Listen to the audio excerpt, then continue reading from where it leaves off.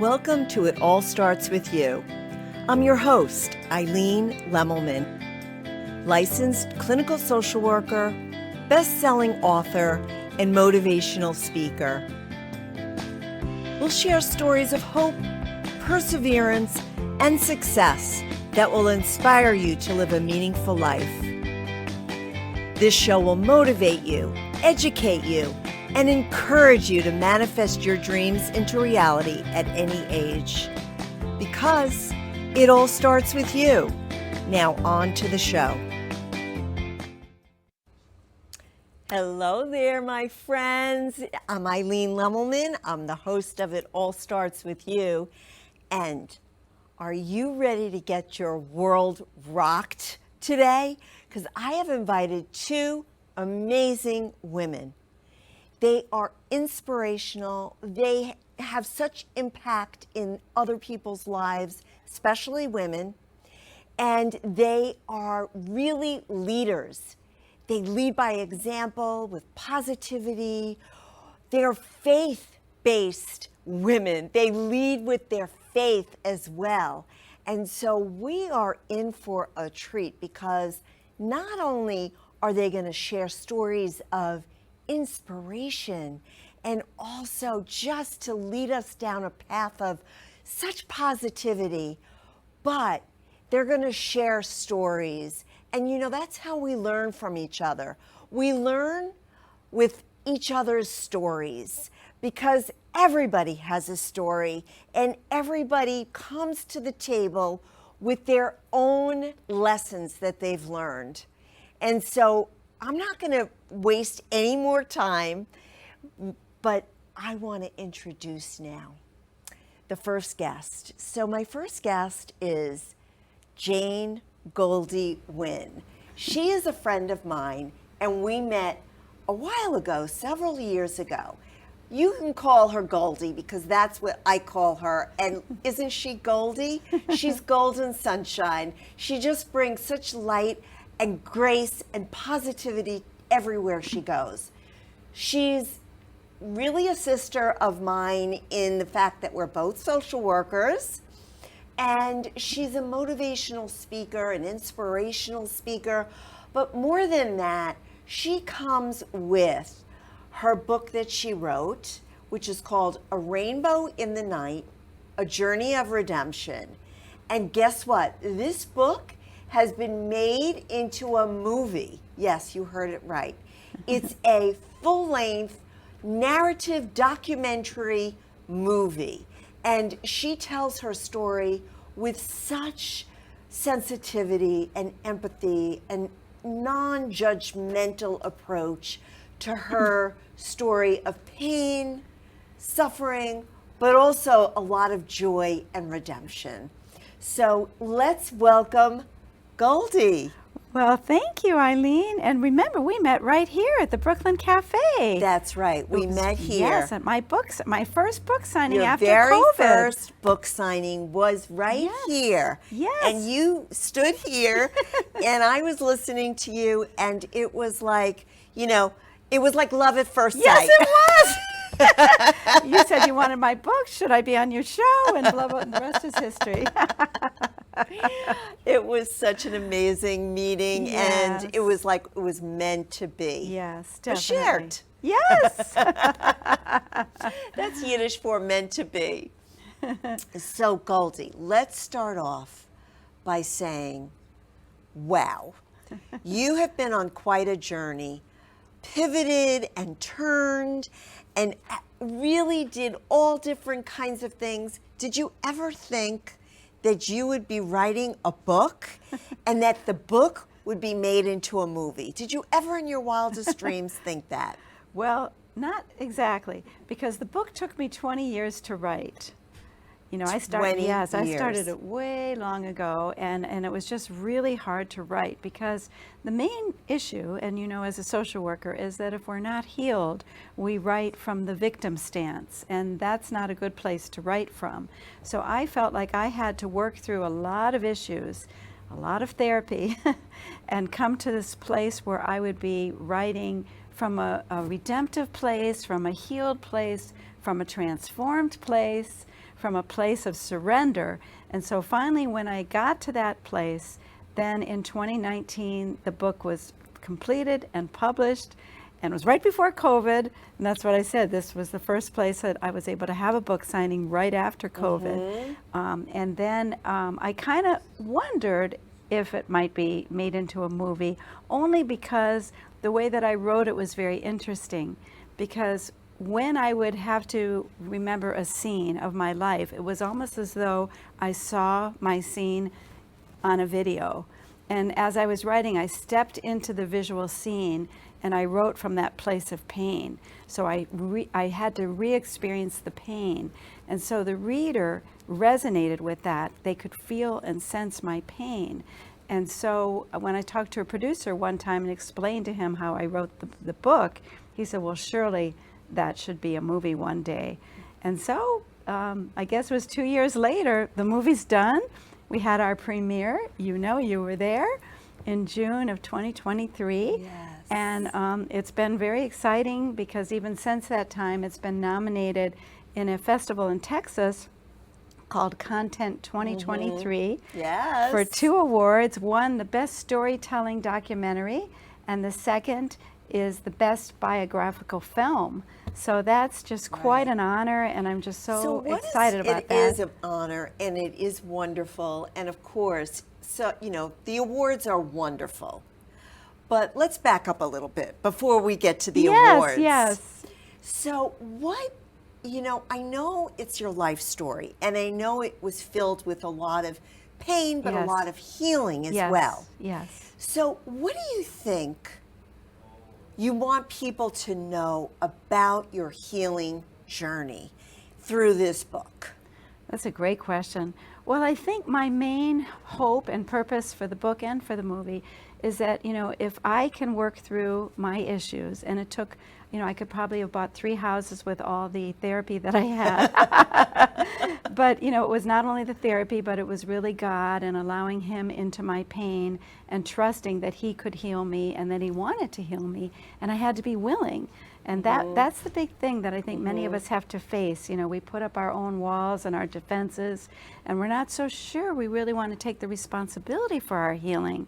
So I think I finally had to come to that place where I was really ready and able and willing to surrender my painful past totally to God. And once I did that, then I felt I was free to offer hope to other people, because then I could say, if it happened for me, it can happen for you too. Right. So you're talking about healing, and you're talking about really surrendering. Yes. But I want to frame it in a little bit of a different way, which is limiting beliefs. Oh, yes, I like that. Overcoming limiting beliefs. So what limiting beliefs did you have to overcome in order to really write this book and get it out into the world? Well, I think probably there were a lot. I mean, I really suffered with depression a lot, and I went through some, abuse and some trauma. And I think what I had to do is just not over-identify myself with the trauma. I had to see myself as somebody other than, it's like I have an arm, but I'm not the arm. I just had to get to a place where I wasn't just seeing myself stuck in my pain and stuck in my trauma and identifying as that. That was my real limiting belief, and I had to believe that I could get beyond it with the Lord's help, and that I could be free, and that I could, live a life of freedom and excitement. I love that idea, because so many people really make their identity their pain. Yes. Make their identity the really horrific kinds of traumas that they've been through. And we're so much more than that. That's just one part of our story. So I love that you were able to really separate the pain story from your whole identity of who you are. Exactly. That's beautiful. Exactly. Yeah. And so let's talk about what what do you think people, because listen, you've had people read the book and you've had people see the movie. What has been the feedback around, sharing your pain, sharing your story. I mean, listen, it was a very, very open, vulnerable story. Not only about your own personal journey, but about your family as well. Yes. And so, you know, whenever we open up that door to not only our pain, but a window into where we came from, that could really trigger so many people in so many different ways. What's been the feedback around that? That's a great question. And I can't even tell you all the different people and the testimonials that I've heard since people reading the book and seeing the movie. But what I get more than anything is that people are really responding to the fact that I was willing to be transparent and vulnerable. The fact that I was really willing to put my pain out there. And one of the other things that came, especially from the movie, after the movie, was that people were very touched by the fact that even though I had this abuse with my father, and it was like a very difficult relationship in some ways, but what they were struck by is how I was able to totally forgive him, and that I could celebrate his success as a renowned psychiatrist, you know, in the 1950s, and what he did for the mentally ill, and, you know, and I spent a good amount of screen time on him, you know, really able to share what he had accomplished and what he taught me, and how he opened up my heart to want to be in the helping profession. And I think that says volumes, because I think so many people don't forgive, and they just stay stuck in where that person was and how we were treated by that person. They stay in the anger. Yes. And of course we know the anger doesn't hurt them, it hurts us. Yes, exactly. So, but you know, we're talking about almost like two different things. Maybe not, maybe yes. Which is, you know, the therapy is one avenue. Yes. And really digging deep and going deep within and healing the traumas through therapy. But the other piece is the faith that you really started to connect with. Yes. So can you talk about how each of them had an impact on your life and your healing? Oh, that's another great question. Yes, it is sort of a simultaneous thing in a way. You know, my pain brought me to my faith, because, you know, I always think about when we come to the end of ourselves, we come to the beginning of God. And when I'd lost all hope, you know, somebody presented to me, you know, the love of, I'll say Jesus, or Yeshua is his Hebrew name. As a Jewish person, you know, I was told never to believe that Jesus was the Jewish Messiah. But when somebody presented him to me with so much love, I was just drawn to him, because that's what he's all about. And so I did embrace that, and way back in 1974, and from that moment forward, my life was forever changed, because I had God as the center of my life, and the one that I could go to at all times for any reason, and no matter what I was going through. And even Dave and I in our marriage, he's the center of our marriage. So when we would get stuck or we would have difficulty, we would just stop and pray. And, you know, there's something very humbling about praying together. That's like, okay, we can let this go now, can't we? So let's hand it over to him. Yes. So that's really what it's all about. You know what I want to talk to you about now? So we're talking about, you know, how you really found Jesus, Yeshua, whatever you want to call him.